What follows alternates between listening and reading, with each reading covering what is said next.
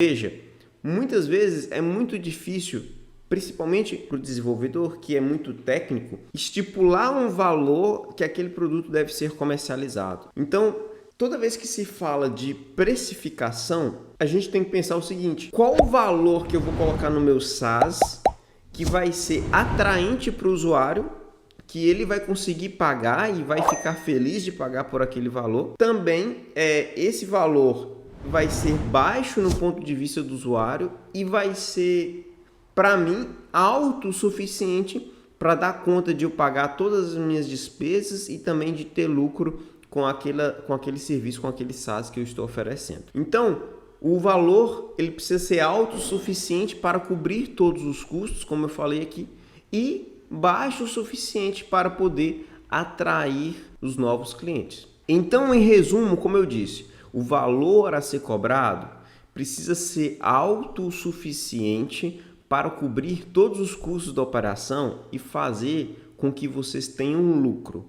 E também precisa ser baixo o suficiente para poder atrair os seus clientes e fazer com que eles façam assinatura e contratem o seu serviço. Uma dessas startups que infelizmente foram à falência disseram o seguinte: o nosso plano mensal mais caro era $300. Os clientes que cancelaram nunca reclamavam do preço, simplesmente não atendemos às expectativas deles.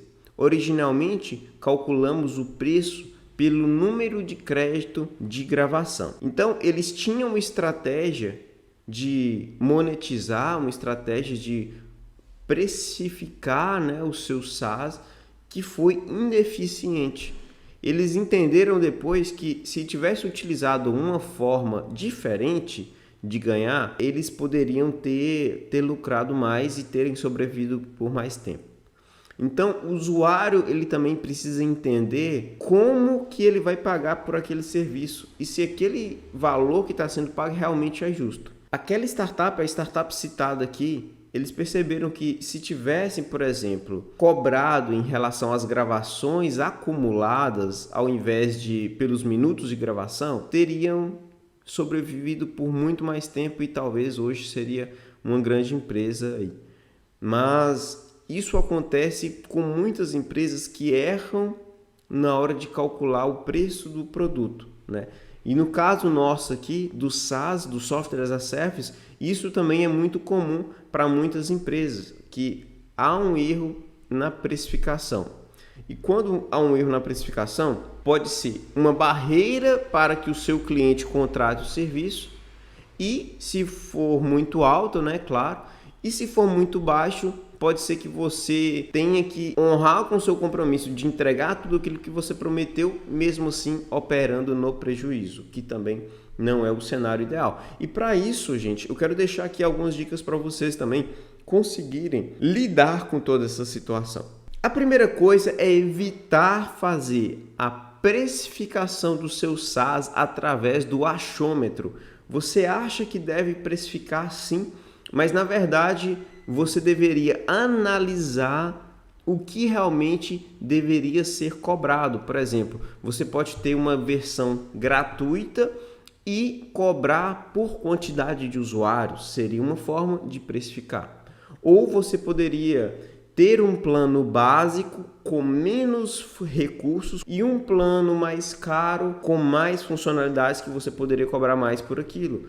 Então, você deve cobrar de acordo com o modelo de negócio que você definir. Por exemplo, se você vai ter uma empresa lá, uma fintech, você vai ter uma forma diferente de fazer a monetização.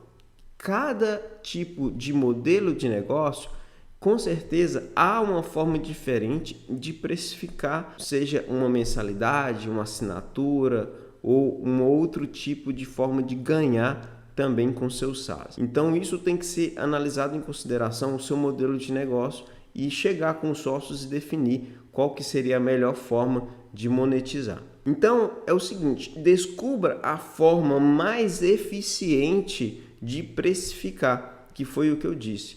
Existem várias formas de você fazer a sua precificação, mas qual é a melhor tanto para você quanto também para os usuários que vão fazer assinatura ou que vão consumir esse serviço seu. Um outro ponto que você deve levar em consideração é o custo de aquisição de um novo cliente. Não só as despesas operacionais que você vai ter de infraestrutura, de desenvolvedores, de marketing, né?